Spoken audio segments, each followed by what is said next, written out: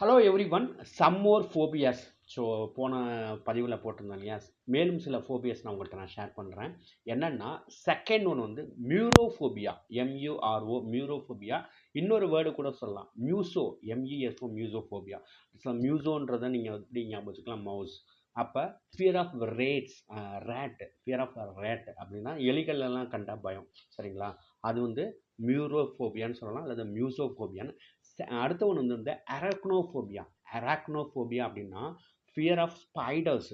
சில பேர்லாம் சிலந்து பூச்சியை பார்த்து பயப்படுவாங்க இல்லையா? So that is called அரக்னோஃபோபியா.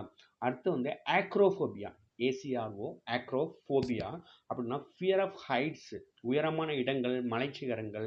So அதுங்களாம் அவங்களுக்கு போக பயப்படுவாங்க. ஸோ அந்த மாதிரி இதுக்கு வந்து ஆக்ரோஃபோபியா அப்படின்னு சொல்லலாம். அடுத்து ஏரோஃபோபியா.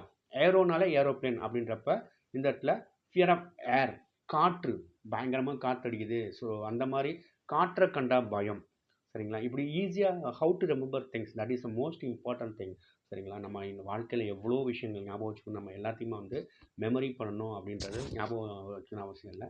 ஸோ நம்ம we have to use some techniques, இந்த மாதிரி எதுக்கு எப்படி ஞாபகம் வச்சுக்கணும்னு. அதுவே ஒரு பெரிய ஆர்ட் தான். அடுத்தது நிக்டோஃபோபியா. நிக்டோஃபோபியான்றது நிக்ட் நைட்டு, சரிங்களா? அப்போ அந்த நைட்டுன்ற மீனிங் இந்த இடத்துல டார்க்னஸ்னு அர்த்தம்.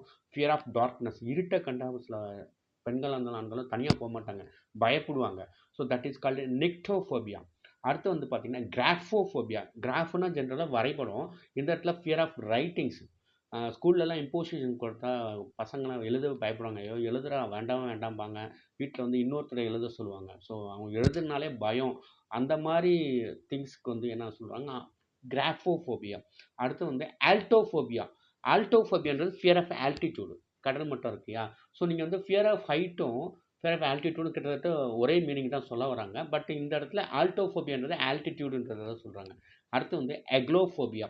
அக்லோஃபோபியா வலியை கண்டு பயம். ஐயோ இது பார்த்தா வலி வருமே, அடிபட்டா வலிக்குமே, ஊசி குத்துனா வலிக்குமே, அது மாதிரி வலி அப்படின்ற ஒரு ஃபீல் இருக்கும். இதை அந்த ஃபோபியாவுக்கு வந்து பார்த்தீங்கன்னா அக்லோஃபோபியா.